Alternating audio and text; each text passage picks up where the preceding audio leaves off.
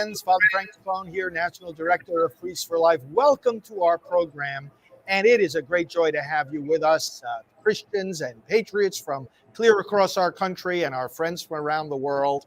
And you know full well, my friends, that we have been talking in great depth on this program about the Dobbs case that arose out of Mississippi, went to the U.S. Supreme Court, and the oral arguments that were held there on December 1st. We have analyzed various briefs. We have talked about the arguments. We have discussed the possible outcomes. Well, today we want to return to the topic of that case because we have with us a special guest who has a lot to do with what is going on here.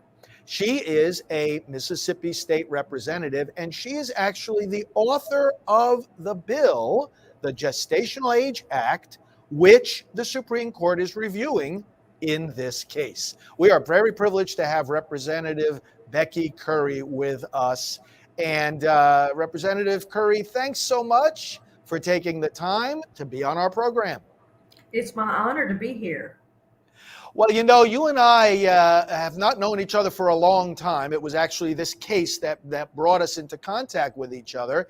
And we did meet for the first time on the very day of the oral arguments at the Supreme Court. And that night, a beautiful gala event put on by our friends at Alliance Defending Freedom. So it sure was good to see you there. And I look forward to, as the court continues its deliberations, being in contact with you a lot more. But just to have a little background, you're a registered nurse, and you have been such for some 42 years. You are now serving in your fourth term in the Mississippi legislature. You got elected there in 2008. And you, of course, authored this bill.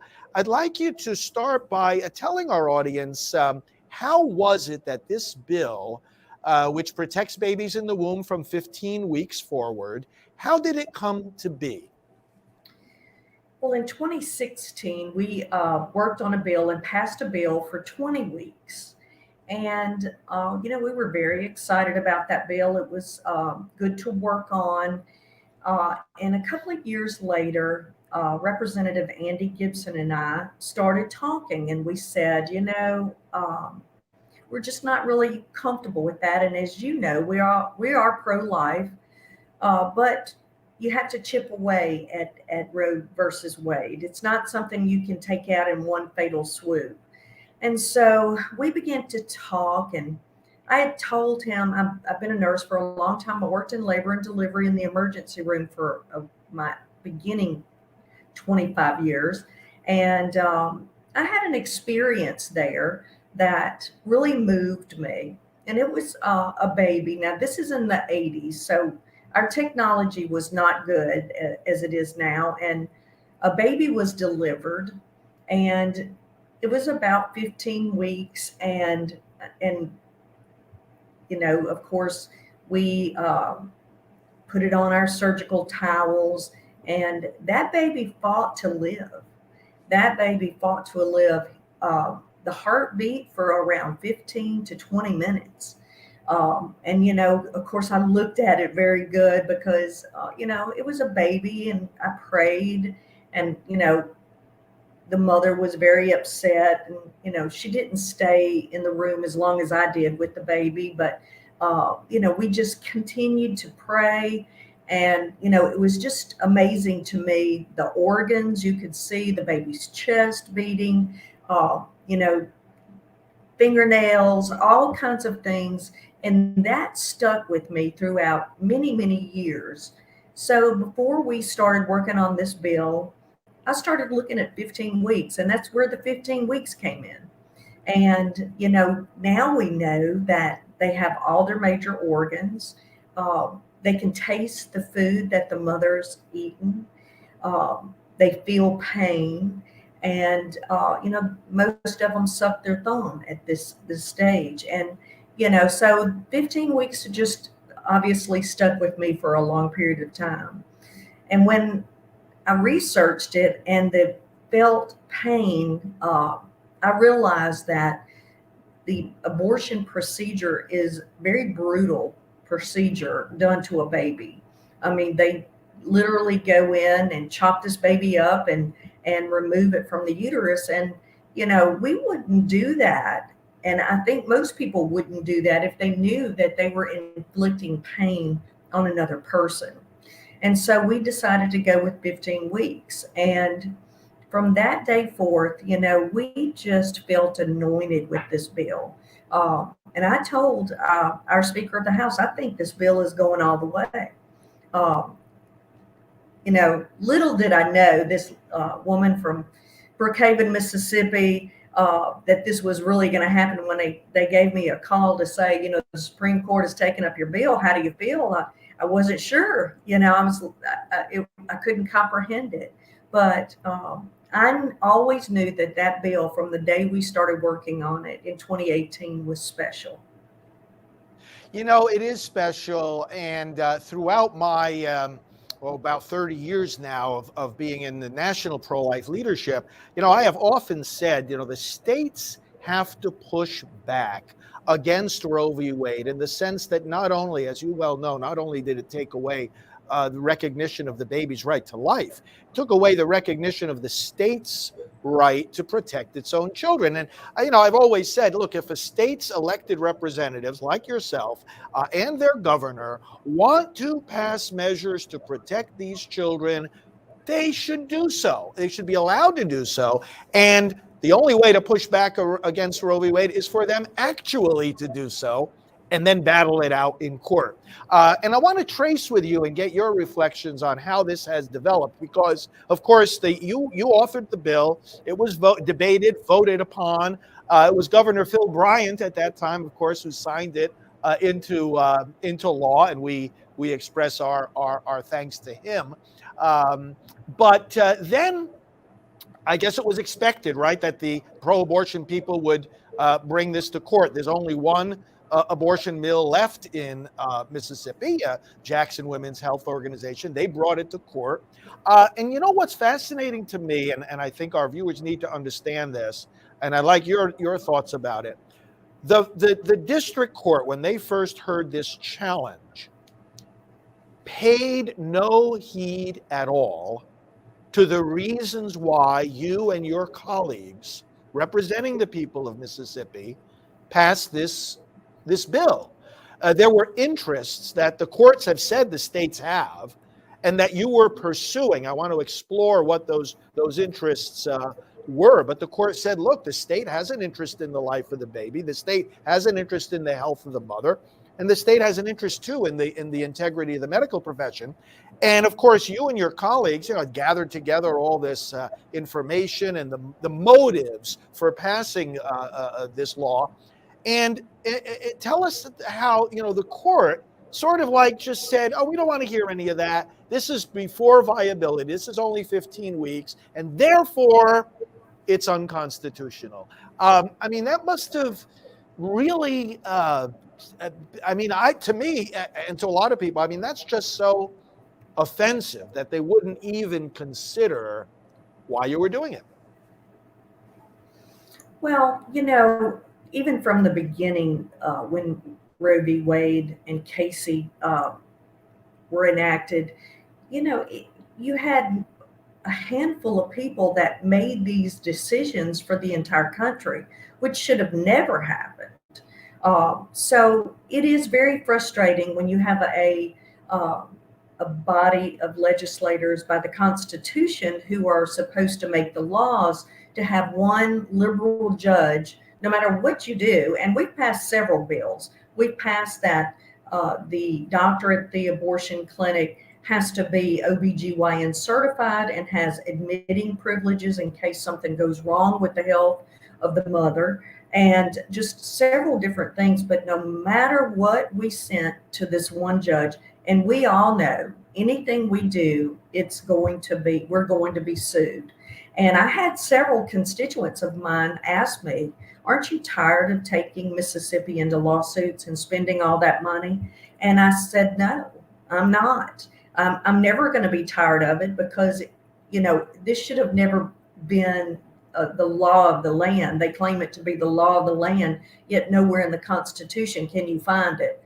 But so yes, it is very frustrating. And, state legislators throughout the country have got to take their power back. We are the voice of the people. And if the people don't want us here, trust me, every 4 years, they will vote you out. And, so I believe that that's how it should be. And if I'm not doing a good job and if I'm not doing what my constituents want me to do, they need to send me home. And, so yes, sir, it is very frustrating. And we have got to get things like this, Roe v. Wade, so political. In my lifetime, and I'm sure in yours, I've seen more laws and legislation that passed and went through the court that took care of animals better than this. And so it's just very frustrating that we have one liberal judge here that continuously does this. And we always knew that we would have to send it on to the Supreme Court. And, it was a pleasure to find out that they were going to listen to the case. Generally, they never did.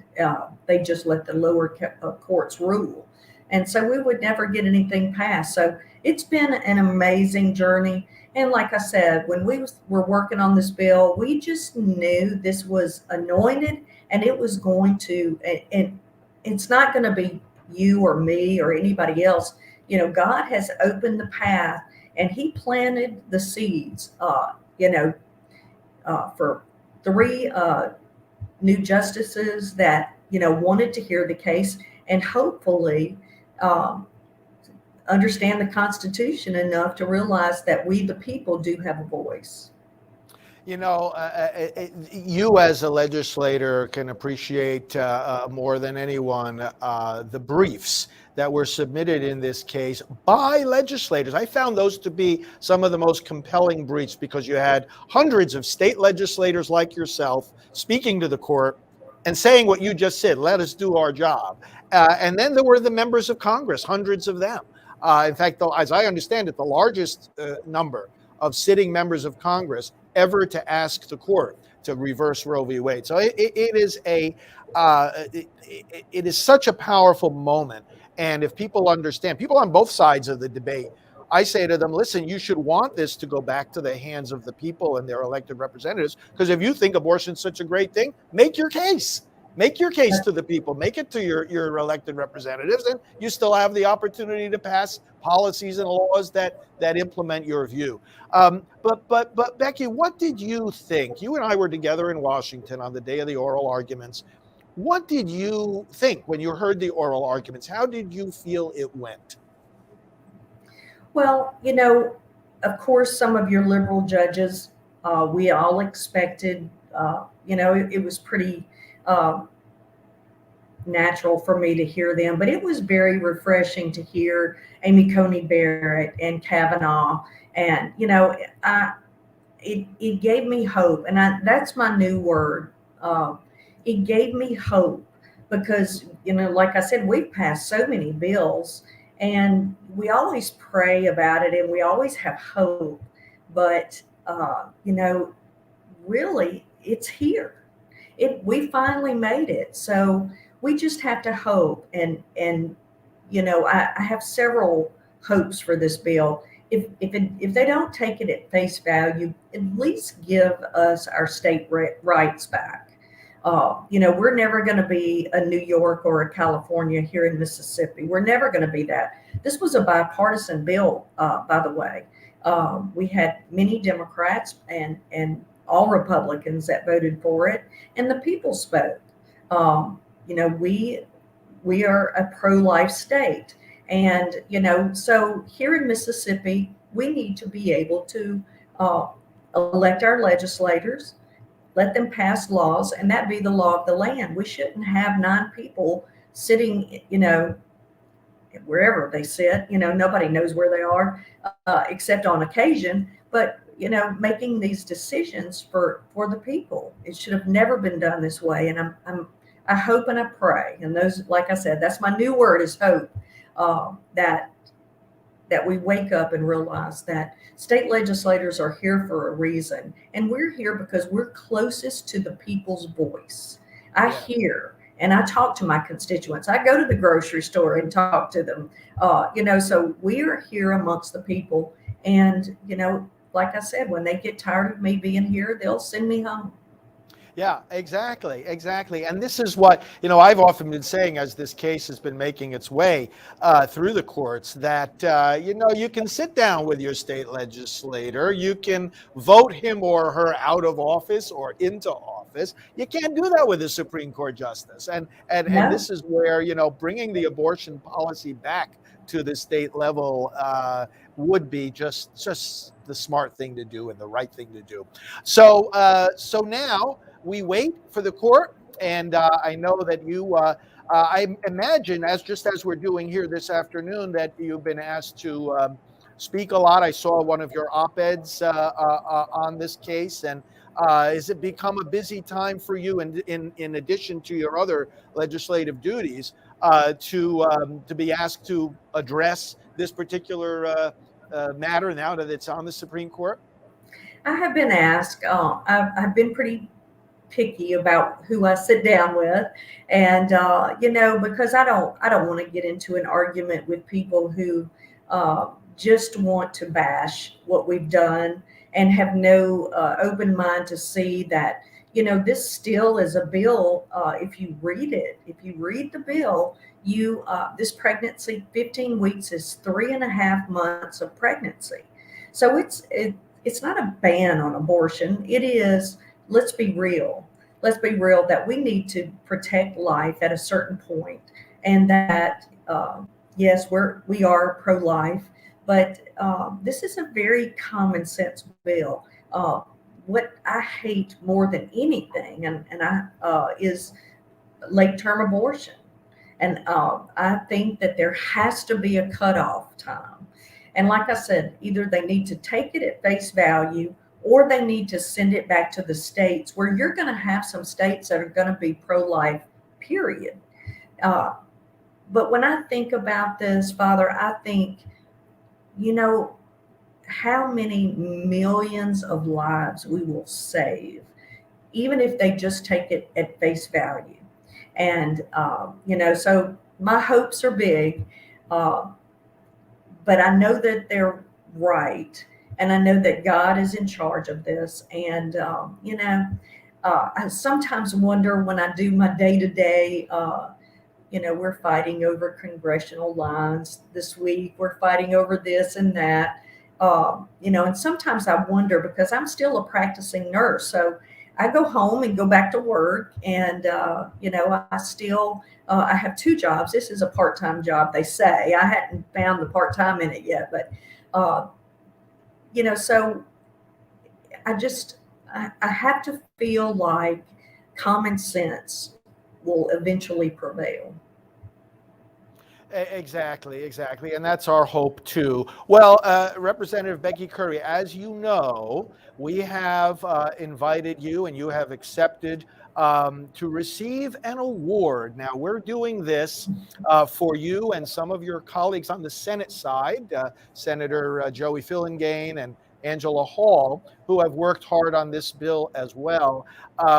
We give, and I want our audience to know, we give each year a National Pro-Life Recognition Award on behalf of several national groups. And this year, what we wanted to do on the day of the March for Life in Washington was to thank you and your colleagues, and through you, those great people that you mentioned, that you represent, the pro-life people of Mississippi.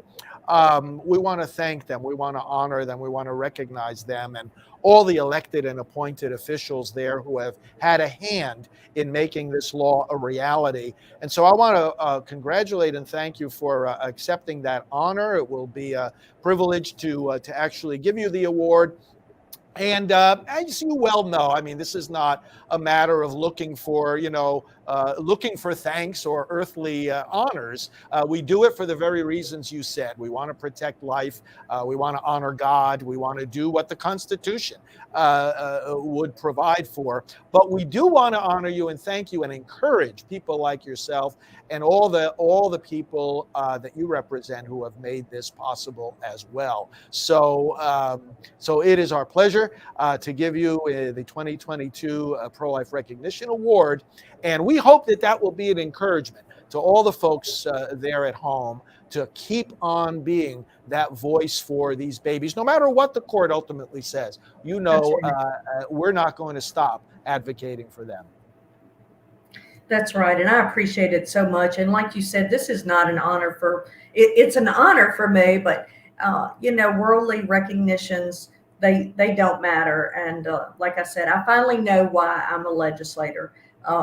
God put me here, and if this is the one bill that is my accomplishment, saving millions of babies' lives, what a pleasure that will be. And I'm very proud of it. And thank you for inviting me to come and get this award. But like we both know, there's so many people that have helped.